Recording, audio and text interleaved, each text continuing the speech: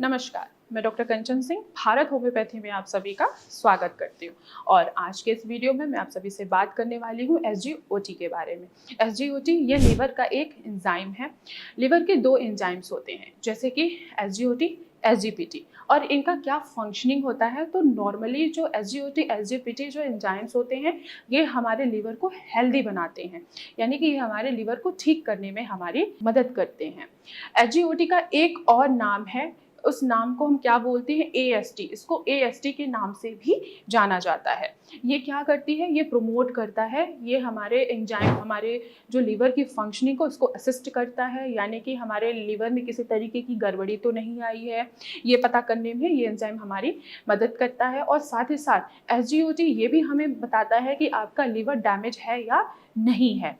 एक अगर हम मेल पर्सन की बात करें तो जो SGOT का जो नॉर्मल लेवल होता है वो होता है 8 to 45 यूनिट पर लीटर होता है। अगर वहीं हम फीमेल्स की बात करें तो उनमें SGOT का जो नॉर्मल रेंज होता है वो होता है 7 to 35 यूनिट पर लीटर। अगर ये एंजाइम्स का लेवल इससे ज़्यादा बढ़ा हुआ है तो क्या इंडिकेट करता है कि आपका लीवर जो है वो प्रॉपर तरीके से काम नहीं कर पा रहा है या लीवर आपका डैमेज होने के तरफ जा रहा है।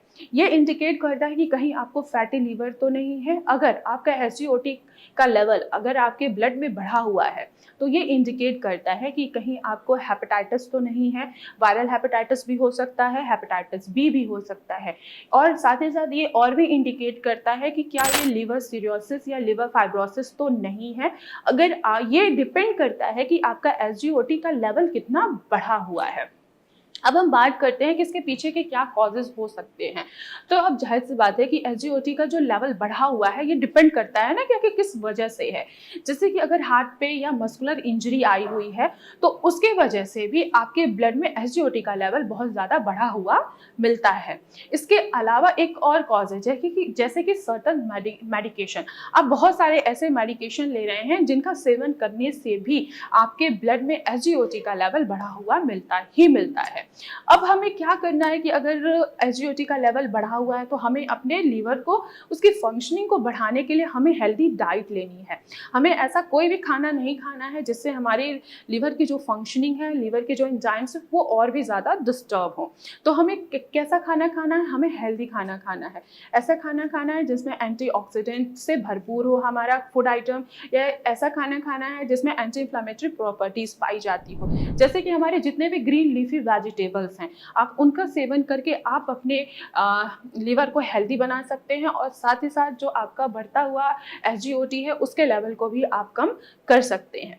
इसके अलावा जैसे हमारे बहुत सारे फ्रूट्स हैं, जैसे कि एप्पल हो गया, पपाया हो गया, इनमें क्या होता है, ये भी एंटीऑक्सीडेंट से भरपूर होते हैं और साथ ही साथ इनमें एंटी इन्फ्लेमेटरी प्रॉपर्टीज भी पाई जाती है।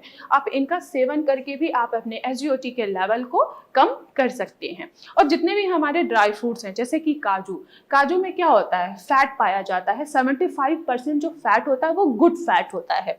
ये हमारे LDL कोलेस्ट्रॉल को बैलेंस करता है, यानी कि हमारे गुड कोलेस्ट्रॉल को बैलेंस करता है और बैड कोलेस्ट्रॉल को हमारे बॉडी में बढ़ने से रोकता है, जिससे हम कोलेस्ट्रॉल से सफ़र नहीं करते हैं। तो आप काजू का भी सेवन करके आप अपने SGOT के एंजाइम्स को, यानी कि SGOT के बढ़े हुए लेवल्स को कम कर सकते हैं। इसके अलावा जैसे कि वॉलनट हो गया, किशमिश हो गया, इनका भी आप सेवन करके आप अपने SGOT के लेवल को कम कर सकते हैं। तो मैं आशा करती हूँ कि आप लोगों को समझ में आया होगा कि आखिर SGOT टेस्ट क्यों होता है और किस लिए होता है। तो आज की वीडियो में बस इतना ही, फिर मैं मिलती हूँ नेक्स्ट वीडियो में। तब तक के लिए धन्यवाद।